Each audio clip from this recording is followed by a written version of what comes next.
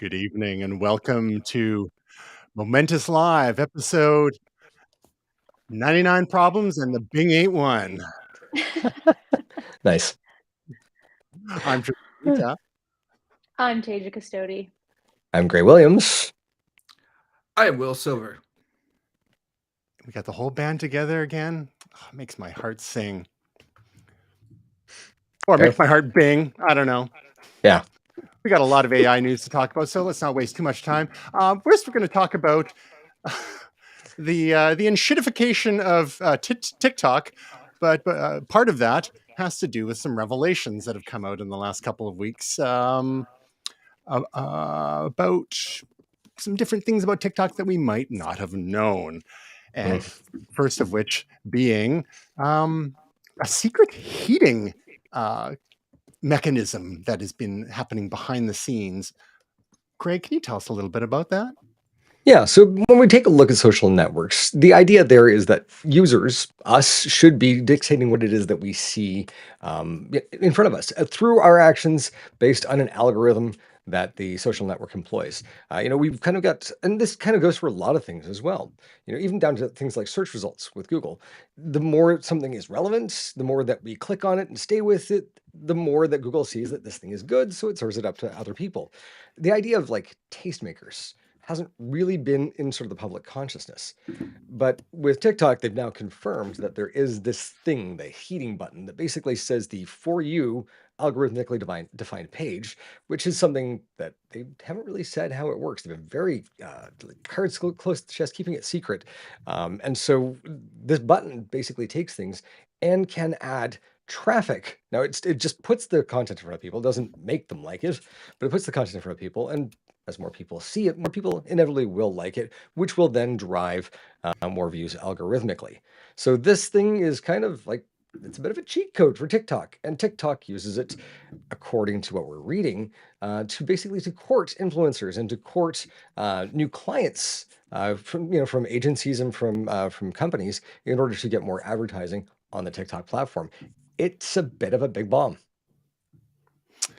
Now, this is not the only issue with TikTok. We've got a few that we're going to touch on quickly here, and this kind of ties into what was referred to by Wired as the enshittification, and this is something that happens to a lot of platforms as time goes on, and they tend to, as their growth starts to level off, they tend to look for ways to continue to wring more value out of the existing client base. Now, we've seen things with examples like this with, say, Facebook and Twitter, with increasing uses of the algorithm to capture our attention, to increase our dwell time on their platforms. And then sites like Amazon, e-commerce retailers like Amazon, where when we go to do a search, I don't know if you've noticed, but search on Amazon seems to be getting worse and worse over time. And it gets cluttered with lots and lots of sponsored picks, Amazon's picks, all this stuff. And even advanced search techniques don't seem to work that great, and you have to wade through all sorts of crap to find what you're actually looking for, and hopefully it's not a knockoff. That's, and there's sometimes listings get replaced even though they look like the same listing and there's a different vendor behind the scenes. So with TikTok, we're seeing this this tweaking of the algorithm behind the scenes, the thumb being pressed on the scale for organic visibility, depending on what TikTok wants people to see. And of course, there's always concerns about, are they at the beck and call of the Chinese Communist Party to try to help shape the narrative in other markets around the world? Because of course, TikTok isn't available within China itself. They have their own version called Douyin. But there's accusations that could be something that TikTok might just have to do to please their governmental masters back home. So with that in mind, some of the other issues that we're looking at have also to do with the security concerns. In the United States, they're looking at banning TikTok altogether, and we saw that under the previous regime in the United States, so to speak. Why, Gray, do you think that the United States government wants to ban TikTok? I mean, looking at social networks in general, the vast majority of them fall under their jurisdiction. ByteDance does not. And there's been a lot of talk about how TikTok is basically sucking up information from the lives of people around the world and feeding it to the Chinese Communist Party. And information being, quote unquote, the currency of the information superhighway. It's a throwback to 1992. I mean, we are talking about Al Gore's rhythm, so that makes sense. But looking at all I see of what you this, did there. thank you.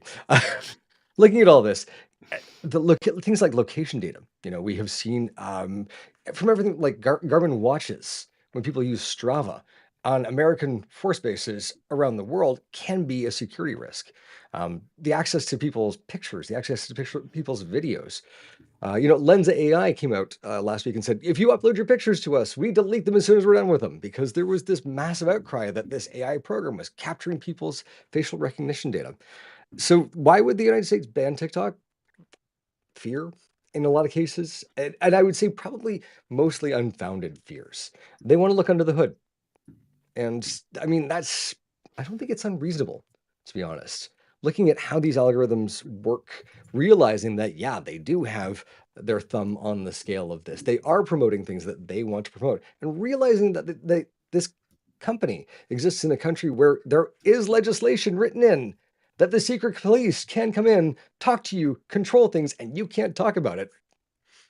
Yeah, some of those fears actually are genuine. The stuff where, maybe they're going to look at your pictures and your videos and try to bother you, Joe and Jane Blow, in North America, probably not so much. But if you're maybe an ambassador's kid, a senator's kid, yeah, this could be something that could happen. ByteDance has shown here that they are willing to control the network and not let the network control itself. So it's something I think that I don't think this will end up getting banned. I think there's the allure of money is probably too much that ByteDance is going to stick to its guns on this, unless behind ByteDance, the CCP does have their thumb on the scale with a heating button of their own. So we've seen some institutions banning TikTok on their own, regardless of any federal government action. In the United States, at least 20 public universities have taken steps to ban TikTok, including restricting access on school devices and when people are connected to school Wi-Fi. Tasia, do you think part of this whole issue with the U.S. and their concerns with TikTok is like, here's a Chinese-owned social network that has over a billion monthly active users, that is hoovering up all sorts of information, personal and behavioral, regarding its users, many of whom are from the West, including the United States. Meanwhile, you cannot access Facebook and other American-owned social networks in China. So do you think turnabout is fair play? And one of the conditions should be, sure, we'll let TikTok remain as long as you let some of these other networks into China. What are your thoughts on that? It's not really an even argument, is it? So, the government of China has banned those networks, not for the same reason that the US government has made partial bans and is considering doing a full ban on TikTok. So I don't think you can argue that it'd be as simple as saying, oh, well, we won't ban TikTok if you just open up Facebook and, the like again. Unfortunately, it's not that simple. Should it be part of the equation, though? Because it seems like it's an uneven playing field for, in terms of soft power. That's one of the things that United States and Western culture more broadly has had, and there's lots of people in other parts of the world who appreciate whether it's the music or movies and TV shows from there, and social media as part of that. But with the Chinese Communist Party actively trying to censor what can come in, they've got the Great Firewall and the like. Should this be a bargaining chip that do you think is legitimate, despite it's kind of like the whole thing with the two Michaels in Canada, right? Like there's it was like two separate issues, the two fellows being accused of spying and that were basically kidnapped and detained in China because the CEO of, or one COO of Huawei was under house arrest in Vancouver while awaiting extradition to the United States for various issues. So I mean, unrelated things can still be bargaining chips. Well, we should all be really concerned if China decides that that's going to be their bargaining chip, because then it does mean they are indeed tracking us more than we think as consumers, and they really want the technology to stay here. So that would be my view on that. Well, we'll see how they react if a ban actually does go through. Another angle to the whole TikTok thing and social media more broadly, and we've talked about this a little bit in the past. Will, I know you have some young people in your life, nieces and nephews, and who have social media accounts and whose parents have let them on at certain ages. And I think all of us have, friends who have contended with that issue. But TikTok seems especially addictive. It's like in Instagram is the whole scrolling, but it's how these things rewire our brains, because we're scrolling until we get that quick hit of endorphins of something that actually tickles our fancy. And some of us who maybe aren't on TikTok actively have experienced that with, corollaries in Instagram, such as Instagram Reels, there's Facebook Reels, there's YouTube Shorts. But part of it is how the interface is done, and TikTok has really got that nailed, and their algorithm is really, really good as well, and seems to get to know your preferences exceedingly quickly. Will, what do you think of this news from the Surgeon General in the United States saying 13 years old is too young to begin using social media? So that includes things like TikTok, Snapchat, Instagram, Facebook, and the like. It's interesting because, some of my nieces and nephews, their parents kept them off all social media until they were 13. And then there was like a ceremonial, like you can set up an account and all the adults in their lives, including myself and my wife, were encouraged to add them as friends and make sure that, there wasn't anything untowards, going on in their account or posted or anything like that. So it is ironic that now they're saying 13-year-olds it's too young, but you don't know until you know. I mean, this is all new information. This is we're still learning as we go. Social media is only like 20 years old, 15 years old, something like that. So yeah, I mean, it's interesting and something for parents to consider. Some people are saying 16 years old is a better place to be looking at. I mean, brain development has a lot to do with it. And, quite frankly, our prefrontal cortex isn't finished developing until we're 25. So then maybe there's a whole lot of things we shouldn't do until we're 25. But according to Pew Research, 95% of teens age 13 or up have a smartphone. Can you believe that? And 97% say they use the internet daily. Yeah. It's not 100? Yeah. Among 13, 14-year-olds, 61% say they use TikTok and 51% say they use Snapchat, which is still, people don't talk a ton about Snapchat, but it's still a thing. Here's the other thing about that 13 years old for my nieces and nephews was holding out. That was being restrictive. That was like, you got to wait till you're 13 until you're a teenager. You can't do it while it's not hard to fake a birth date on your app, on your sign up process. Yeah.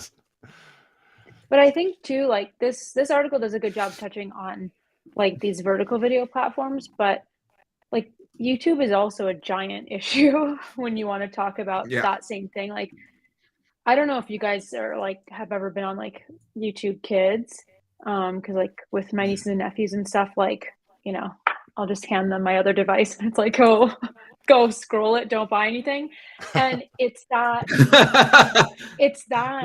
immediate gratification, and it's like they can't even finish a video before there's like 4 or 5 more along the bottom that it's like next one, click to, and it's like oftentimes like an immediate frustration if it's not tapped right away, or if they're not, like if an ad starts playing at the end of a video and they couldn't tap the next video, or the video doesn't autoplay.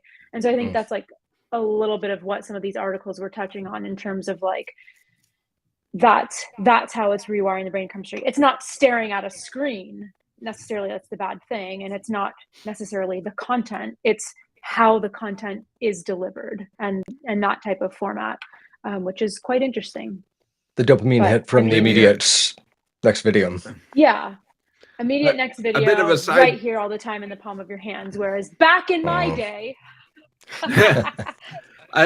Another sort of loosely related story is we were all on a family trip, and my niece and nephew were watching the TV in the hotel room, and I was watching them while my sister was off, getting some food or something. And the program they were watching was at an end, and my niece turned to me and said, again. And I said, no, and again. It doesn't. It's like, well, the TV at home does it. Look, 8-year-old, you don't know how the world works yet. Exactly. On demand, when you want it, how you want it, very short clips, because you lose the interest. So that's kind of the interesting thing. But so the average TikTok user browses for 52 minutes a day. Average, right? So there's some folks bringing that down, like me, and there's some folks bringing that way up. Yeah, it's amazing how time can fly. I mean, just like when you're in the zone gaming and whatnot, but it's just, hey, I mean, we've seen it with sometimes, we've sent each other a few things here and there just on Instagram Reels, and I only go in there like once every couple of weeks nowadays, because I realized, like, holy crow, I should really be sleeping instead of doing this, finding stupid things to send to Will as a payback for the things he sends to me, usually regarding cats. And yeah, I have an Instagram problem. I think it's well acknowledged at this point that is my social media platform of choice. And I love sharing things with friends. I share them with all you guys and other people. But it's, I don't even want to calculate how long I spend, because if I have like one spare moment, I will be on Instagram. Like, and I'll Instagram scroll while we're watching TV. Like, I couldn't even add it up how many hours I spend on Instagram, but it's a fair bit. Well, we'll have to start a private group, social media detox for momentous folks. Now, maybe we could direct people into slightly more productive type of addictions. Great. Instagram's co-founders are back with Artifact, which is kind of like TikTok for text, because, that's what the kids want. They want text. They want news stories. They want to dig into the pressing issues of the day. Now, the founders of Instagram, Kevin Systrom being one, they designed a pretty good product with Instagram. Is this he and Mike Krieger? Have they jumped the shark with this? Do you think this is going to go anywhere? Or do you think this is like too little too late, trying to be like an RSS 2.0, like Google Reader, and get people into news? Or are there too many other places to get news nowadays, whether it's Reddit or Apple News or whatever is being fed to people through Twitter and Facebook, which, the algorithm always concerns me when it comes to news. Do you think this has got any legs to it? I think it does have legs. It's interesting. Like looking at this, Artifact, first of all, was the name of a now failed project from Valve, and probably the first of their projects that's truly failed in over 2 decades. So it's great the name was available. Like thinking of the technologies that have been sort of brought back by Gen Z there, we've seen resurgence in vinyl. I think it's mostly millennials that are handling that one. We're seeing a resurgence in people writing things, like actually physically using pens and paper. There's been a massive surge in people looking for services to improve their handwriting, because it hasn't been taught in schools anymore. And looking at how the world has taken this visual angle, and you got to be pretty, or you got to make pretty things in order to succeed on social media. And then suddenly now, there comes the idea that maybe we can take a second, slow down, and read a little bit more.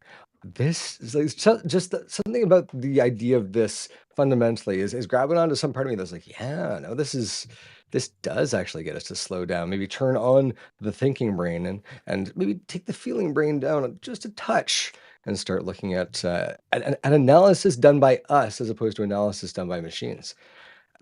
Yeah, I've they had a sign up for this. I think at one point I haven't received the invite yet, but there was a sign up for this somewhere, unless I just gave my data to somebody that is not related. But still, I'm excited about it. It sounds like there will be some manual curation. There is an AI element in there for sure, thanks to some of OpenAI's technology. Will, do you think something like this could help you break your Instagram habit and get into consuming a little bit more news as opposed to funny cat videos? I don't know. I mean, I think I like the funny cat videos and images because I can consume something without reading the comments.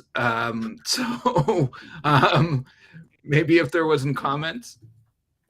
Fair enough. Yeah, I'm not sure. We'll have to see once Artifact opens up what it actually looks like. I have to confess, even though I've been taking a serious look at scaling back some of my subscriptions, I've been quite enjoying some of the stuff that's being surfaced on Apple News because it's got access to so many, you know, reasonably decent news sites in there, and some of them are from legacy media, of course, but there's lots of long reads in there too if you want to dive deep, you know, things from the Atlantic and the New Yorker and others, as well as, you know, local and national news providers, both Canadian, American, and worldwide. So I've been quite enjoying Apple News, so I'm kind of like a little loath to cancel that as if well, because there was.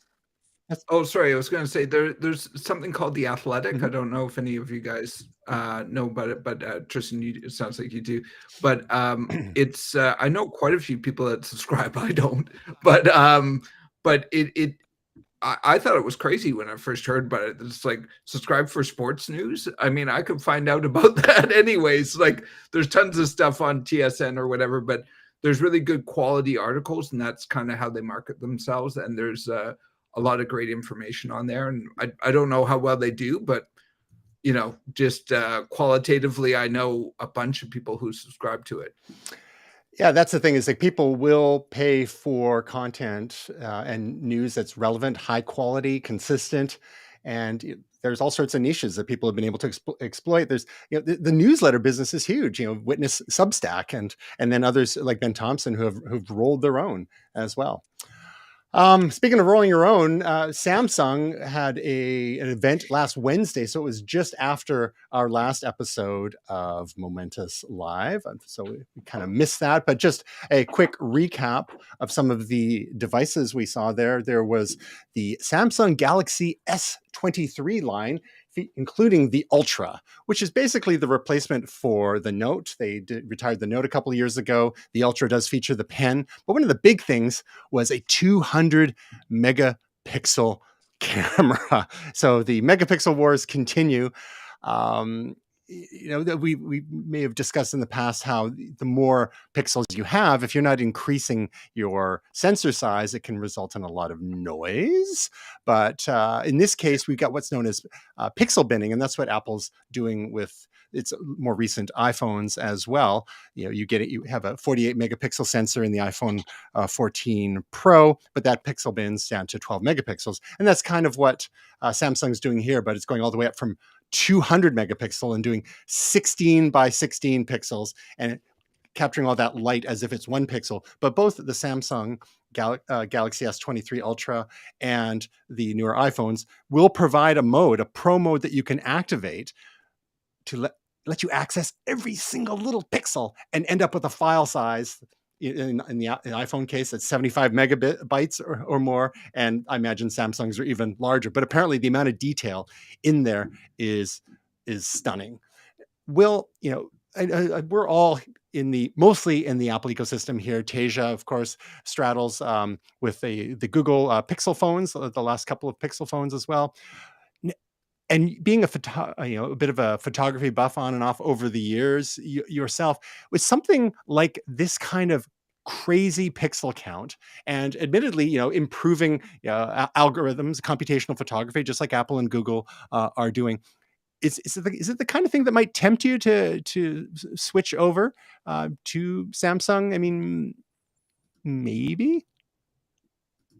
Probably not. I mean, I think the other thing to keep in mind, as you said, is that it does become a bit of packing stack sheets. And I think some of these new mobile cameras are getting quite good, but there's something to be said for sensor size, lens quality, things like that. So it's not just how many megapixels you have that makes it look better. I mean, it can be a lot of the interpretation and sometimes the some digital voodoo going on, but there's something to be said for actual physical size of the sensor or the quality of the lens, that really changes that. Now, having said that, it's nice to have a phone that has as good a camera as possible, but I also have a good camera if I really want to go out and take pictures. But if my cat does something funny and I need to take a picture of it quickly and not go up and get my DSLR, I think my iPhone's good enough for that. So or whatever. So it wouldn't be enough to get me to go and buy a new phone and B, a phone on a platform that I'm not familiar with. Well, they do say the best phone in the world is the one you have with you. Tasia, with your experience with the last couple of years worth of Google Pixel phones, how interested are you in getting your hands on these other offerings also in the Android ecosystem? Because there's some pretty wild specs here. I mean, what I have learned from Google is basically like software can do a lot of the heavy lifting when it comes to this type of thing. So like computational photography is giant and huge in this. So I don't really get caught up in like the big numbers like necessarily. And look at all those lenses though. Yeah. Are they triggering for people with trypophobia? Yes. Why don't you just put buttons down the whole side of the damn thing? I mean, what is that? It's awful. But anyway, so like I don't get caught up in that. I like more of like the guts, the inside software, the stuff you don't see, the stuff you can't touch, but makes a big difference. So nah, it's not doing it for me. And those lenses on the back would drive me absolutely bonkers. Well, you notice they've gotten rid of the camera bump, and each of those lenses just protrudes on their own. I hope that they've got sapphire glass lenses or something like that too, so they stay reasonably scratch free. But Tasia, we got to get you on the Samsung PR list so you can get some of those models in your hands, and then you can do direct comparisons with iPhones and Google offerings. Right. Because you mentioned what Google's done with the software. The computational photography has done wonders for their lower end phones, like the 6A and the 5A, which are still using old sensors, and they're just bringing more and more out of them with the software side of things, which is quite remarkable.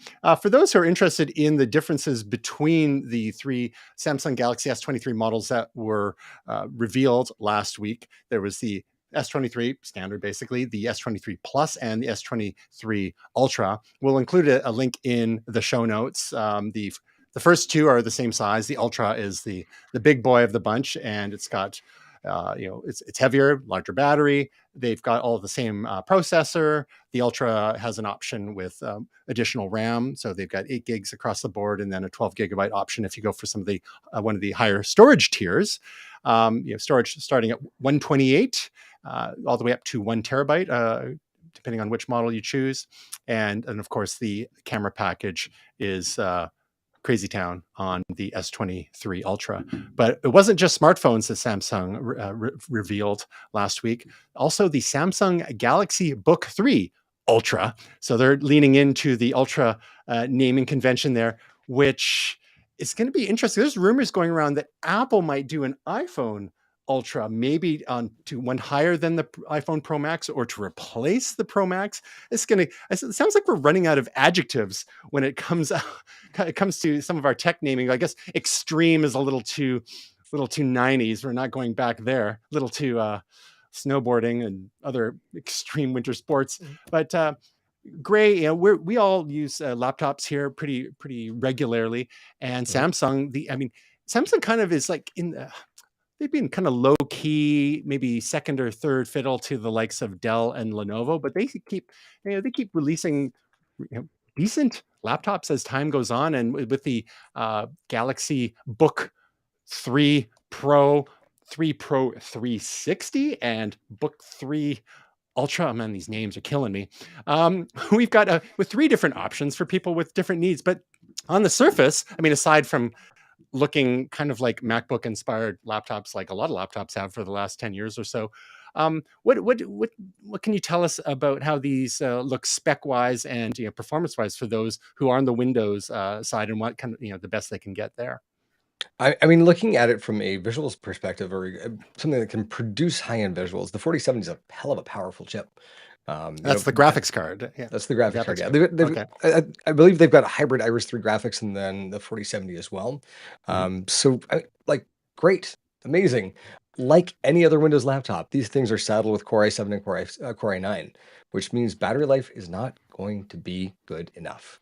It's weird, but like looking at the M1 and the M2 and all the iterations thereof, the battery life on these things is way too good. It like there are days where when I actually do run out of power, I'm like, when was the last time I charged? It's just there's a whole lot going on with these devices. So like great for Samsung. And if you're looking for a Windows machine, my friend John's actually in the process of replacing his absolutely ancient computer, and he's like, which one should I go with? I'm like, he's like, I've got one picked out. I'm like, great, go with that, because so it's for the Ultra. They claim to have a long-lasting battery. I have yet to be able to find any actual specs yet. I guess when people start getting these into their hands in a couple of weeks, we'll start to see.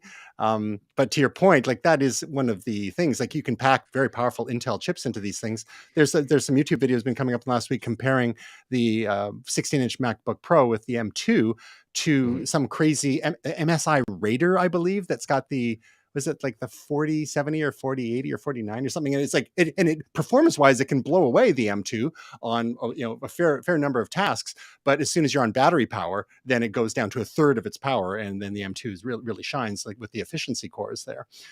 So the Galaxy line, just looking at what we know so far, for someone who may be looking at a Dell or a Lenovo, does there seem to be enough here, at least like given the 3 different iterations, the 360, which the flip back screen, kind of like a Lenovo Yoga, more of the standard model, and then the Ultra. Do you think any of these should be contenders for someone looking for a Windows laptop nowadays? Yeah, I mean, if you're not in the Apple ecosystem, if you're looking for a Windows machine, the Ultra is a hell of a sexy machine for $2,400 US. It's great. If you're looking for something that is like tablet flexible, you've got an option here as well. So yeah, I mean, these are really great options. Dell, I think, I haven't seen much out of them in a very long time. Lenovo has actually earned the ThinkPad name. So that would actually be what I would be comparing these to. And yeah. I think this does, like with a 4070, as a gamer, I identify as a gamer. There we go. this would actually be something that I would look at. And to be fair, yeah, Dell has been rocking it with the XPS 13 as a MacBook Air competitor, sort of on the Windows side. That is, one of the the gold standards for the Ultrabook category, and they've done some wild things there. I think we've talked about them in the past, how they basically got rid of the trackpad. You can't even see the edges of the trackpad now. It's just like, put your hand where a trackpad should be, and there's one there. And the thin and lightness and reasonable power. I think they finally moved the webcam to the top rather than the bottom, like the up the nose cam that they had for years, which was a very strange decision. So if people are looking for something in the Android ecosystem, smartphone wise, or in the Windows ecosystem, laptop wise, we'll see once people start getting these in their hands, the reviewers, the YouTubers, and the like. And looks good so far. Samsung keeps going. I mean, there's one thing about them; they just keep iterating. As long as there are people out there for them to steal ideas from, they'll be fine. Well, again, there's that whole thing of them. Who's stealing from whom, really? I mean, anyway. No. All right. Are we ready? We've got a whole bunch of AI stories before we get to our key AI news. But again, we're going to do kind of what we often do, a little high-level overview of some of what's going on, and we'll just cherry pick a couple of these things, and we'll get to some of our key announcements for the last couple of days. Every month or two, we have a little AI overview episode. The last year, there's been so many AI stories, and public-facing AI stories. I think that's where the difference is in the last year with the generative image-making tools like DALL-E, DALL-E 2, DALL-E Mini, which is now Crayon, Stable Diffusion, Diffusion B, which you can download onto your M1 or M2 Mac, Midjourney, and the like. But there's more, and we'll touch on some of the other types of things people are doing with AI. But there's a few issues that are coming up, and some AI experts are increasingly afraid of what they're creating. So we've got a variety of quotes from developers and professors. Part of the issue is that sometimes we don't, the people who are creating these things don't really understand how they work. We saw that a few years ago with AlphaGo, which was Google's AI that learned how to play the incredibly complicated board game Go, and used strategies that people have never seen before and never didn't really understand what it was doing, and it managed to beat the world master at Go. And some people are like, "Oh, this is interesting. Not really sure how this works." And the problem is letting these algorithms become a bit of a black box. There's the human training, and there's the feedback from humans, and then there's the feedback from other machines. When you get into adversarial networks, GANs, generative adversarial networks, where you got computers challenging each other and trying to make things more and more realistic or more and more competitive when it comes to gaming. So there's one little issue for us to chew on a bit. Somewhat, a bit more anodyne in some of the things we've been seeing with ChatGPT, which was released at the end of November, and a lot of us have been having fun with for, writing everything from. Actually, I'm not going to say what we've been writing. I'm going to get Tasia to share with us some of the things that she's been doing with ChatGPT in just a sec. But one of the things is that we had Mint Mobile do an ad with Ryan Reynolds. I think he's an owner or co-owner of Mint Mobile, and even did like a YouTube commercial written by ChatGPT with a prompt that they wanted to include a joke, a curse word, the fact that they're still going, and they're sort of there as a counterpoint to big wireless. And they did the ad, and it wasn't terrible. Tasia, what's your experience been with ChatGPT, and tell us some of the things that you've been using to write it? Because you did a video a couple weeks ago, and we even did a little podcast on that too. We did. So I have been using it, and I still use it to write all of my promotional posts.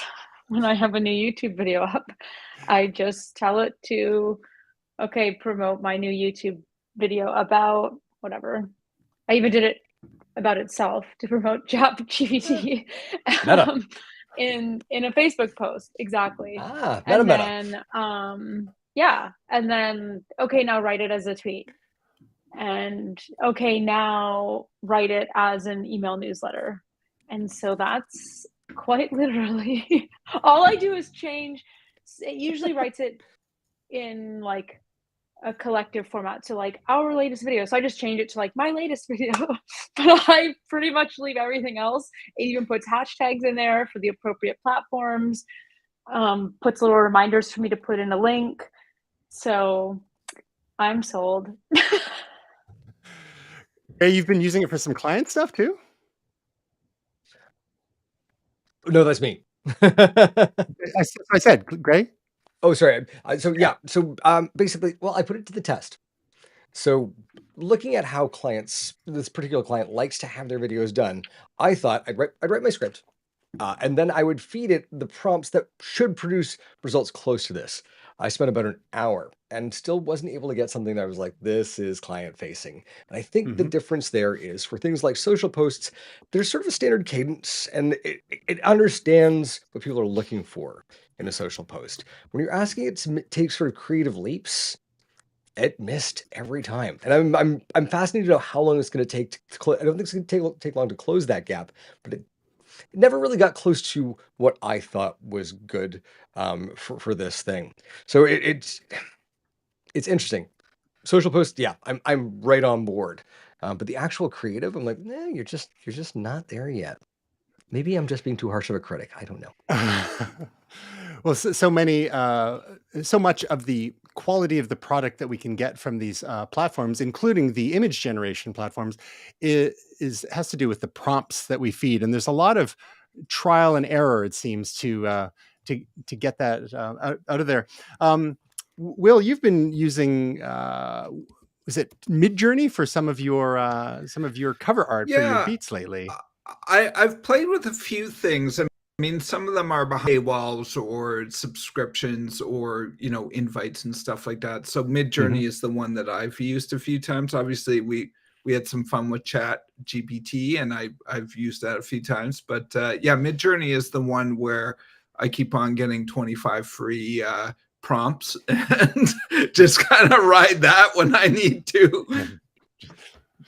And how many prompts does it take on average to get something usable for your purposes?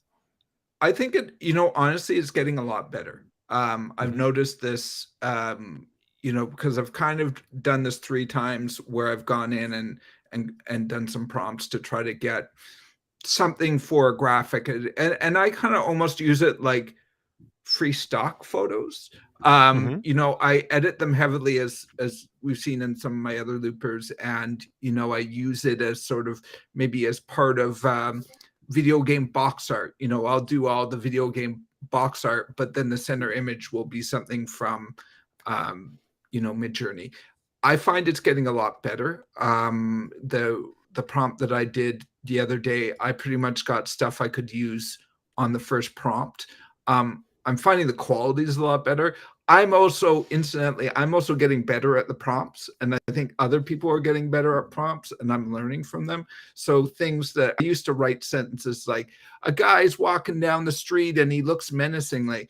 What you really want to do is menacing, comma, guy, comma, 4K, comma, Unreal Engine, comma, digital painting, comma, strong, comma, you know, things like that. And it's not like a sentence where, comma, comma, yeah, correct body proportions, comma, yeah. Well, the other one is full number body. of fingers. You almost always have to do full body because they'll just give you some dude's head or some lady's head. It's like, wow, that's too much head. Topic. Well, I was just going to say, can we recognize the fact, though, that a lot of the AI systems now are far better at handling continuous tasks than Siri? The follow-up is great, whereas Siri seems to have immediate amnesia. And I am so sorry. I'm going to stop kvetching about this, but I am so friggin' tired of Siri. Please carry on. Yeah, there's one other thing. A lot of work to do there. There was so far one other thing about so far behind. One other thing about Midjourney is I follow a bunch of things now on Instagram, which are, and I've sent you some of them, Tristan, some of the more egregious ones. And one of them actually did a video. It's called Life Under the Dome. And it's this guy who does this fictitious, like it's the dome and there's weird people who live under the dome. And one of them, he actually did like an automation of the face where it was talking, and it looked very realistic because we know there's all these, you know, talking programs or whatever. And so he did a prompt, then he made it talk. And one of the things it said was, "We're weird under the dome. Stop making fun of all our fingers."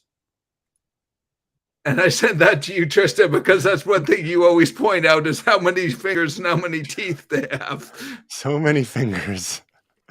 And then we see like when they do these retrofuturistic computer consoles, and there's like so many keys, probably because they have so many fingers.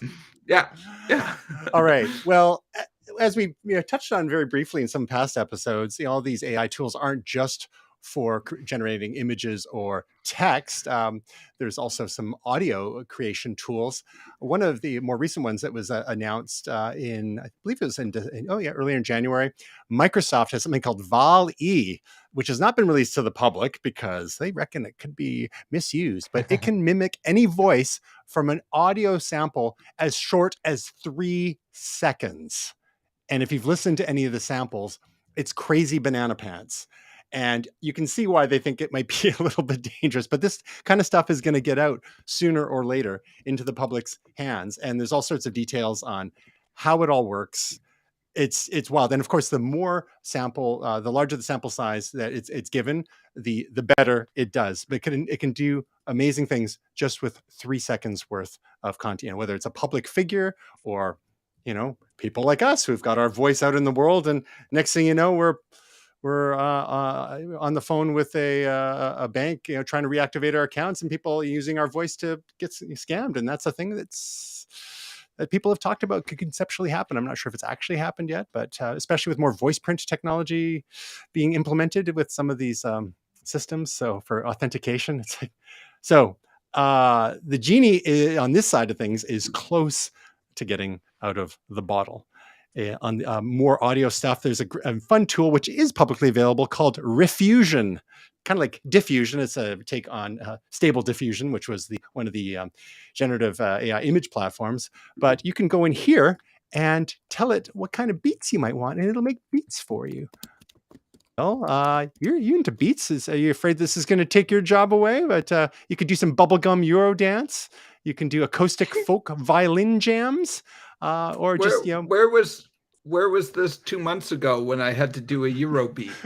Exactly. I had to learn the chords for Eurobeat. So what do you see as being? Oh, look, they've even got a die you can roll here. Tropical deep sea, jazzy clarinet with maracas, deep smooth synthwave with a dreamlike atmosphere, funky human music. Oh, what is this human music they speak of? Well, what do you see this tool? Where do you see this in the creative process for someone like you? Do you think you could actually pull some of this stuff and use it for yourself, or maybe just more for inspiration? Or what's the angle here? Yeah, sure. Is this or is it a toy? Just don't, and that's it. Yeah, I mean, I played with it a little bit, and it's interesting. I think it still has some ways to go before it's really very useful. One thing that would be interesting, at least rather than I guess an actual practical application for me or for people making music, was, can we download the stems and take a look at them in a program? So we could, or could we download a MIDI file of the drums or the key progression or something like that? That way you would really get to a point where it would change the way people make music. Right now it's just sort of on command, just sort of churning stuff out. Yeah. But if you could actually download the MIDI files, that would be crazy. Yeah, it's kind of wild and very, there's some weird audio artifacts that are happening and whatnot. But I think as a proof of concept, like what's going on behind the scenes there is kind of interesting. And as we've talked about with Jerome, friend of the show, Jerome Matthew, and the increase in prevalence of AI tools in his field in audio engineering and production there has been wild, especially with recreating certain types of room sounds and whatnot, and being able to apply that to sounds, make it sound like you're recording in a stadium or an amphitheater or a church or what have you. Lots of interesting stuff going on there. Now, we're having a lot of fun with some of these toys and tools, and sometimes they're actually helping us with work. There's some other issues that are kind of relevant here, and people are concerned, for example, about the future of work, and there's some issues here. And Gray, I'm going to throw to you in a moment on this. Sure, we have access to these creative tools, but are our own creative muscles going to get flabby, do you think? Then there's things like inaccuracies, biases. Plagiarism is one concern more when it comes to the, like say ChatGPT is creating something, it's because it's new, it's not particularly plagiarism per se, but when it comes to some of the image generation platforms that are scraping content and in building and using that to inform the algorithm, there are some real world implications there where we're seeing styles being co-opted. Not sure if that's copyrightable or not, but sometimes you see, we've talked about this before with, you're seeing the remnants of a signature in the corner of some of these images. There are Getty Images is suing the makers of, I believe it's Stable Diffusion on this very topic, because some Getty images are actually getting caught up in the scraping efforts. And because you see like evidence of watermarks and the like. So that's another kind of issue. Then there's the whole notion of certain types of work just being phased out, like a lot of the kind of work you see on Fiverr, for example. So do you think this is all bad, all good, somewhere in between? Do you have faith that we can work our way through these issues? Because this is, in a lot of ways, this feels like a kind of an inflection point. Let's put it that way, with all the stuff we've been seeing in the last year. It sounds like you were actually sitting in my class last week, because we had exactly this discussion, exactly down to the words. I think we went with infraction point, in homage to Glass Onion. But I see. gotcha. Yes, So looking at this, when the wheel came along, humanity did not collapse. When the buggy whip went out of style in favor of the car, it didn't collapse. The challenge right now for us as a species is to decide whether or not we're going to use this to make humans do more work for the same amount of pay, do no work for no pay, or actually leverage this thing and maybe get the machines to do the work. And because they're going to generate value and they will generate money for people, tax that money and have it go to the folks who no longer do have that work. This is the 4-day work week. This is the 3-day work week. This is the no-day work week that we are getting closer to. And the idea that we have to work to make money made sense when we needed us to get things done. When we don't need us to get things done anymore, maybe we can actually stop working and start being. So yeah, this is an inflection point for sure. And there's some decisions that have to get made here, which is just like, what is the value of human labor versus the value of work? Looking at this and my own experiments with this stuff, it's not ready for prime time in a lot of places. It is in others. And so for the folks doing that work, it's probably very uncomfortable right now, where you're like, I'm in danger. But we shouldn't be, right? Ralph Wiggum style. Yeah. There's no reason. I'm in danger. There's no reason why the jobs that are displaced by this should not be taxed and have that money go towards the folks who've lost their jobs. We got a lot of decisions to make in the next little while. This is only going to get better. And we've seen in 18 months, this has gone from, Mr. Roboto to, it sounds like me. Yeah. So, should we be scared? Maybe. If being scared motivates you to do something and talk to your elected representatives and maybe talk to your employer, and let's see how we can actually integrate this in such a way where it isn't harmful to us. So yeah, if you're scared and you're motivated, great. If you're not scared and you're motivated, great. If you're unmotivated, go ask ChatGPT if it can write you a motivational speech on what to do about it. Exactly. Just do it in off hours so it's the servers aren't overloaded, unless you're paying for the premium version at $20 a month. Less than $42 a month. So when Tasha and I were talking a couple of weeks ago on her podcast, it came up about the aspect of these things being tools and how we use tools, like the plow, right? We're not plowing fields by hand anymore. We're not usually using animals anymore, at least not in the developed countries. We've got machines to do that for us, to make things more efficient. We have the printing press, we've got the internet. So all these things are tools, and we have had people who have resisted the adoption of these tools.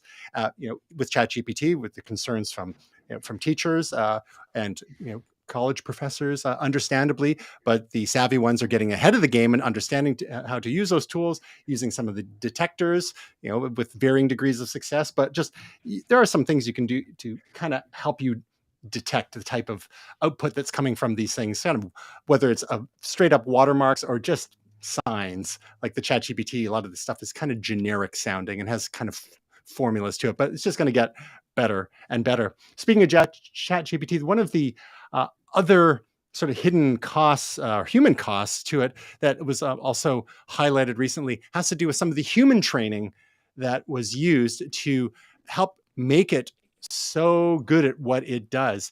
And we've seen similar issues with people, like content moderators working for different social platforms, whereby they paid, in this case, paid people from a subcontractor in Kenya. It's a data labeling team. People had to go through and sort through all sorts of content regarding, child sexual abuse material, bestiality, murder, suicide, torture, self-harm, incest, and so on. For people making $1 to $2 an hour, $170 a month, which actually in Kenya is a reasonably good salary. It's an above average salary, but doesn't really, I don't know if it really can accounts for the danger pay involved, like the trauma that one might suffer from that. Because we've seen with some of the again contractors working for these social platforms who are like having to go through and ban certain types of material, like that stuff that you actually end up seeing leaves a mark. I think, Will, didn't you and I talk a few years ago? Didn't you have a friend whose job, or am I thinking of someone else? This is me. Yeah. And they were working for the Provincial Film Licensing Board. What was their job and how did it affect them? So I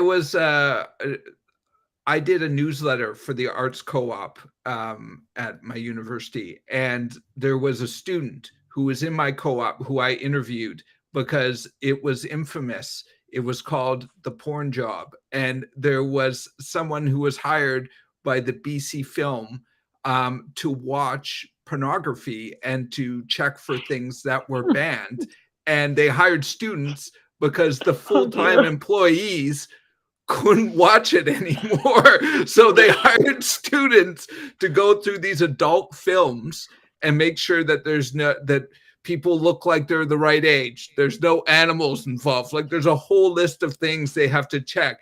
And every movie that has to go through that if it's being shown here. So they hired students to do it.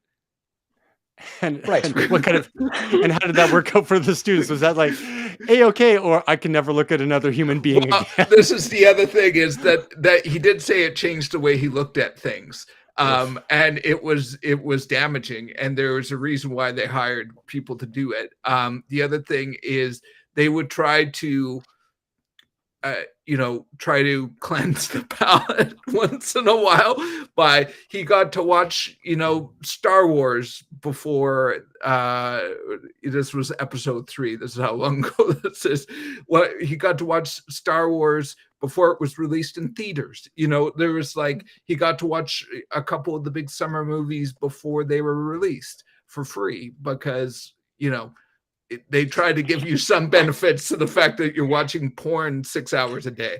So sorry, we damaged you. Here's early access. Here's Star Wars. At least it's not another bank scene or a pizza delivery boy. So this raises a question. Will AI be able to write better dialogue for porn? Couldn't do worse. The answer there is there's dialogue. Anyway. Yeah, exactly.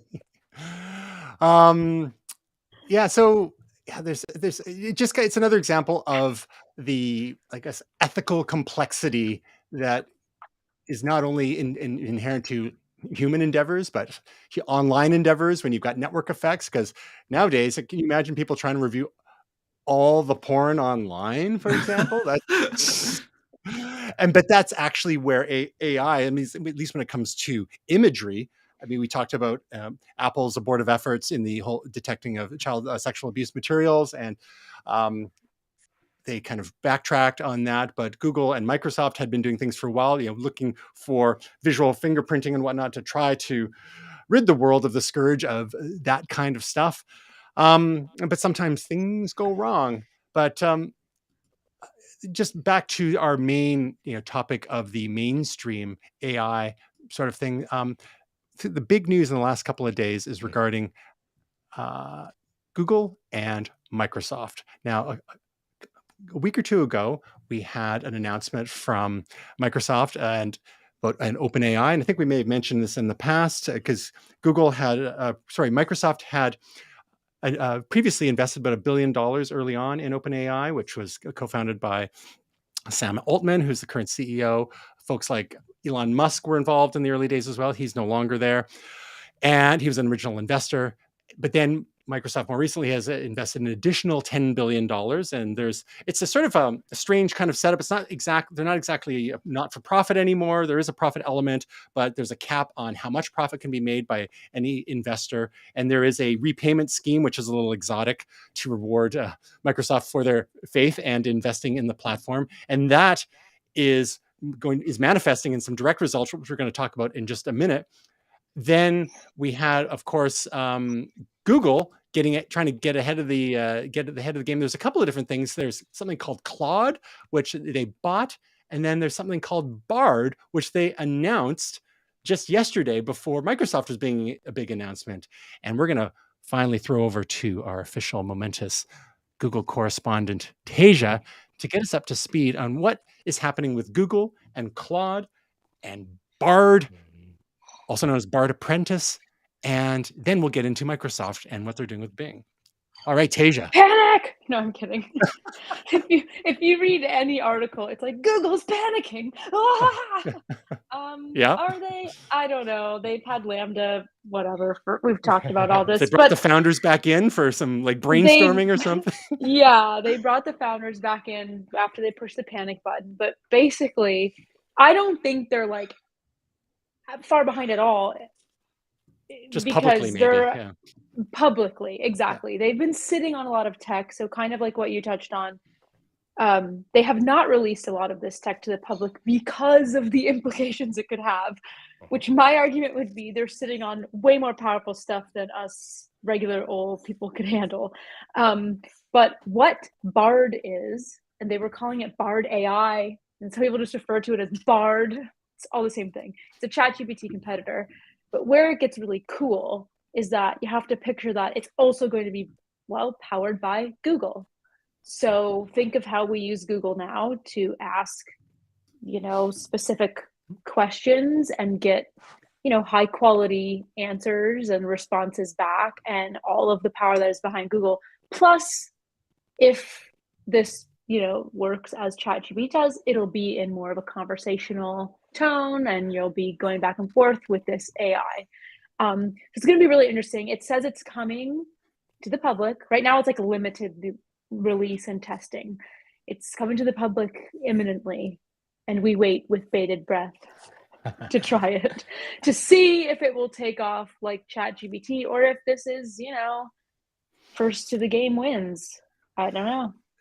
Now, do you think that this seemed like this kind of an announcement came out of nowhere yesterday. Do you think they're trying to take a little wind out of the sails from Microsoft's announcement today?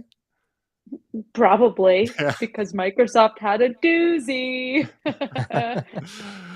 So let's get into that. So one of the products of Microsoft's announcement into OpenAI is integration of ChatGPT into Bing and the Edge browser. And they had a big event, a private event today to showcase some of that stuff. And a lot of us are familiar with the sort of features available in ChatGPT. Well, imagine being able to do that in your search engine, and hence the code red situation at Google, because how will that affect what people do in search engines, and how does a search engine like Google, or Bing, which is a distant number 4, not even number 2, because YouTube is, I think TikTok's number 2 now, YouTube's number 3, even though we don't think of those two as search engines, but just by search volume. And so Bing is, I guess, kind of number 4 in that situation. But Google has, they're 82% of their revenue comes from advertising. And if they are, Bing, people move to Bing, that's one thing, but even how does Google display ads in a contextual way? I mean, Bing came out, Microsoft came out today and said, oh yeah, there's going to be ads right from the get-go. They're not going to charge people, but there's going to be ads. So what was your take on what Microsoft showed off today in integrating ChatGPT in this slow roll over the next few weeks into Bing and the Edge browser? Well, first, you can go to bing.com/new and you can join the wait list. Already did, yeah. And this we talk about things like creeping you out. This is where it's like, where does reality end and like other world begin? Because the thing when you think of like your typical search engine, and we'll just say, sure, Google, or even if you're talking about Bing, I guess, I don't know who uses that, but it's like you're searching for like a specific answer to something, and then not everything is going to be exactly appropriate answers, but you're going to get generally some type of cold factual things coming back. One of the biggest things ChatGPT warned us about when we started was that, like, hey, first of all, this only goes back so like up to so recent, so we can't pull a lot of recent stuff, which makes me question this new Bing integration a lot, which is another reason why Google is going to be so powerful, because it can pull newer information. But Bard, I should say, not Google. But so the question with this then is, if you're just doing it all in a search engine now, where do you decipher like what's fact, what's fiction, what's reality, what's just AI making up a conversation with you? So that's kind of the real question here. And where do we draw the line, I guess? So in theory, I like it in terms of like not having to go to a separate website and then do, we talked about this with Clubhouse, right? Like, this is why it didn't work. It blew up and then it faded because, like, I just wanted it all in one spot. I don't want to have to go to another app to do this one thing. So theoretically, it makes sense. Sure, let me do this right from my search engine. But morally, does it? Ethically, does it? What's going to happen to traffic to all those source websites? I mean, Google has been contested for that very reason in the past. When they're giving instant answers and scraping data right from websites. Yelp has accused Google of that very thing, because their traffic cratered when they're just Google's just scraping data and showing it. So it's called the zero click thing there.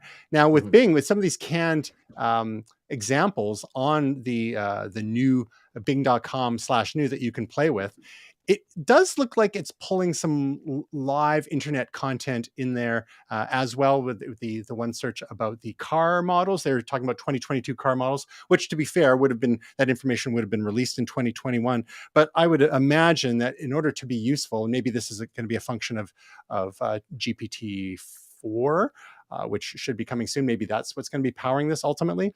That like if it doesn't have live access to internet data, it's going to be much less valuable to people, especially, there's only so many, three-course menu ideas or kids party ideas, or poem ideas that one might need to generate. We've lost Gray's visuals. Gray, do you still have your audio? Yeah, you do. That's twice that's happened with this camera. I think it's overheating. You've got some thoughts on schema, and that schema can mean different things to different people when it comes to the web. Whether there's Open Graph Protocol and the like. What's your take as regards schema and things like Bing and ChatGPT? Well, so this is the interesting thing, and like looking at the idea of zero click. Google's been training people to do this with schema and with structured data, and so the idea here is that might be back. I am back. So the idea here is that basically they've been asking users to build their websites with structured data so that Google would more easily understand, what is on that website, or what is this thing all about.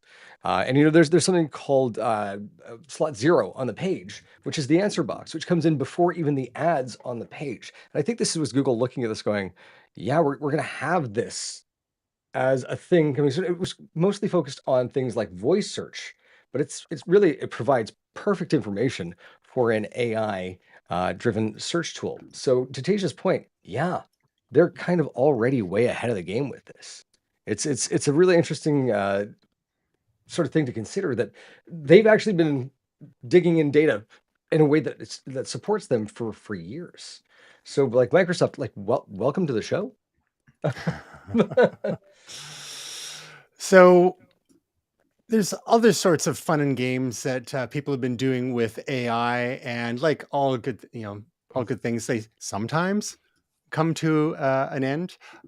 Before we get into that, of course, Google's having an event tomorrow. So they did their little announcement yesterday to kind of preempt Microsoft's event today. Google's having an event tomorrow about search and AI. So they're promising information on search, maps, and beyond. So we'll have to tune into that. And maybe that's what we'll be talking about next week. Go live from Paris. But just another little bit of AI news. There was something that came on my radar last week, and it was called Nothing Forever, I believe. And it was basically like pseudo Seinfeld with AI generated characters, uh, very heavily pixelated, AI generated scripts and environments, and it was very bizarre. It was almost like absurdist kind of comedy, and it was there was thousands of simultaneous viewers going on. You would feature some very loosely Seinfeld-esque music in between scenes, inappropriately timed laughter, um, Jerry Seinfeld-esque stand-up bits in there as well. And it went on for a week or two and was wild. And then it's been suspended because due to a glitch in the AI, one of the stand-up routines, Jerry, the quote unquote Jerry character, they all had different names, started making some transphobic jokes somehow. We saw a similar situation with Microsoft AI a year or two ago, where it basically turned into a racist teenager. So this is just an example of why we can't have nice things, but it might be back if they can fix the AI glitch. So the account is still there on Twitch. It was streaming on Twitch, and we'll see if it comes back. Did any of you guys get a chance to check it out? Yep. Yeah, I think I mentioned it to you, and I described it as Leisure Suit Larry meets Seinfeld. I didn't know the extent of the Leisure Suit Larry. I meant more the graphics than the content. But meets Chat GPT. So it was just kind of this stream of consciousness that was somehow, like you say, absurdly funny.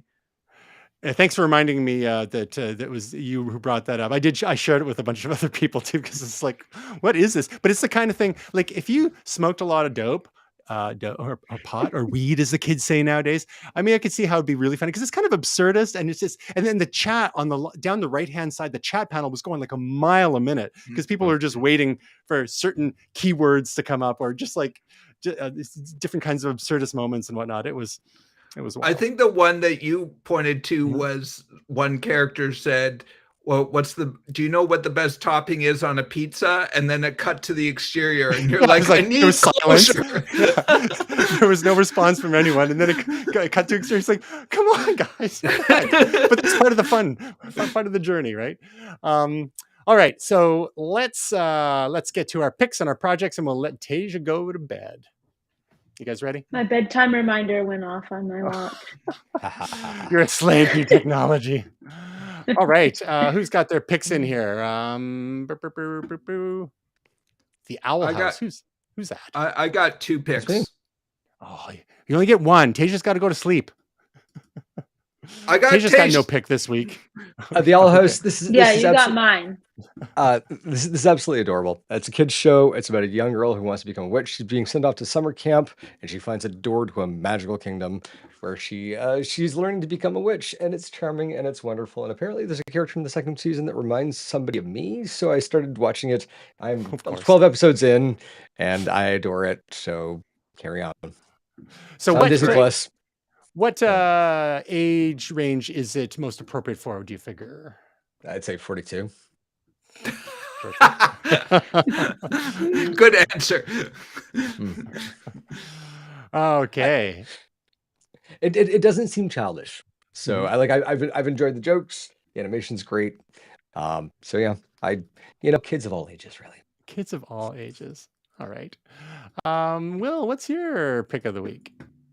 I got 2 picks, but I'll be quick because I'm double picking. One of them is a set of headphones that I got not too long ago, and they were specifically for DJing.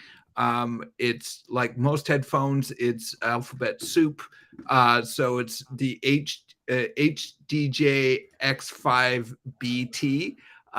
They are Pioneer headphones, and you can spend a lot of money on headphones, especially DJ headphones can be $600, $700. These are a lot cheaper than that. And, they're not the best that you can buy, but they're pretty darn good. And they've got a lot of features that are good for DJs. They've also got Bluetooth in case you want to listen to something, on the go when you want a set of cans rather than your earbuds.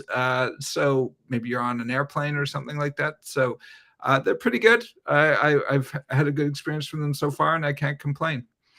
The other thing I had to add here was I bought some fader caps for my mixers, and one of them is freaking Boba Fett. Nice. So I could, and I also got a Optimus Prime. Nice. Oh, wow. So yeah, so that was my I am an adult. Show us the Optimus Prime again, a little bigger here. And so that goes on one of your many Vestax mixers. You're the one, Yes. whichever one you're currently using. Yeah, Wow. it can go on any of my mixers. It can go on my Pioneer or a bunch of my other mixers. So Vestax included. My DJ name is literally 3PO, and there's one of these things here. I got it. Yes. Nice. I got it. Yeah. There you go. You should get it. We can send them an affiliate link, Will. Those are apparently limited. They ran out of the Stormtrooper, and they're not making them, they claim, again. Fair enough. Yeah. Do you have like a... We'll talk offline. I'm excited. All right. What else we got here, folks? Things going in the last minute, and I try to keep up. Oh, my pick. My pick. How about that? Where did it even go? Did I close the window? So I last weekend, a weekend before last, I watched myself a little movie that I'd heard about a couple of months ago, and finally got a chance to watch it. And that is The Menu, and that is available on Disney Plus. That starts Rafe Fiennes, also known as Ralph Fiennes, as a high-end chef. And of course, Disney Plus doesn't show the trailers properly on here, so I'll just turn that off. And hilarity ensues. His restaurant is on a remote island, very exclusive guests, cuisine critics, restaurant critics, washed up celebrities, and others. And then there's all sorts of beautiful food shots. But there's a bit of a twist to it. Things go awry, and Anya Taylor-Joy is one of the protagonists in it. She does a great job. But Ray Fiennes, just he plays I don't know, like frustrated and a little bit evil very well. Yeah. So that is The Menu on Disney Plus. I've watched it twice in the last week. I'd say if you haven't seen it, don't watch the trailer, just go watch it. Good advice.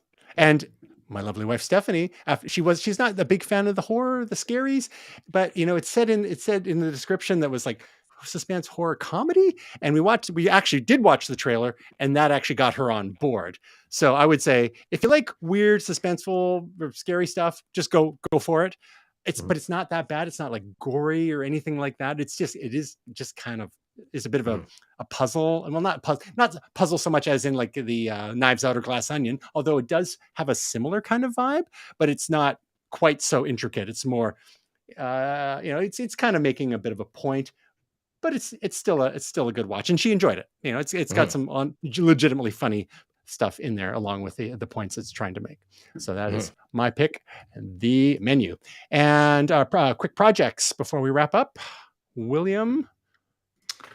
I have a new looper out. Surprise, surprise. So this is one with AI generated image that I tweaked, and it's called Till Deaf. And DF. Look at that. Pseudo heavy metal cover. But yeah, so lots of fun there. I had to remove a lot of extra chins and nose holes, but I got something okay out of it. You got a ways to go. Yeah. So worked out in the end, and I'm pretty happy with it, and it seems to be getting pretty good traction. What's the sound or the vibe on these beats? These ones are sort of a little heavier, a little bit more humanoid vampire brainiac heavier, as Gray might say. Yes, very much so. A little bit more raw, some distortion added on some of them. So and particularly that it's sort of faster. Some of the beeps are pretty fast. So people seem to dig that just for a change. So that was part of what I was going for, and it seems to be going over well. Where can people find your beats, Will? Table Beats app and tableist.net. The link there is to tableist.net, which actually has a web looper if you just want to listen to them. Nice. And last but not least, Tasia, because it's, I was going to say a week with a Thursday in it. Last Thursday, you had another video for us. What was it about this time? The best free workout apps for 2023. It wasn't a Google one. What do you know? I put out this video every year to give the peeps, some free workout inspo for the year. So if you guys are looking to move your body, watch my video. What are the kinds of things that you look for in a workout app? I'm cheap, so it has to at least have a free offering. It can be paid. You can have like paid, add-ons, but it has to be free. You have to be able to I like integration with, either the health app or your smartwatch or something like that. I like ones that can track nutrition as well. They don't all have to. I like ones where you can get like quick workouts in and then get on with your day and go. So that's kind of, a plethora. Excellent. And where can people find out more about your work? They can head to youtube.com/Tasia Custodi. Or TasiaCustodi.com. True. And you can find out more about us, momentus.tv/links. And next week, believe it or not, is episode 100. Will we make it? If there's not some global conflagration. Great, thanks. So we'll see how many balloons there are, how many earthquakes there are.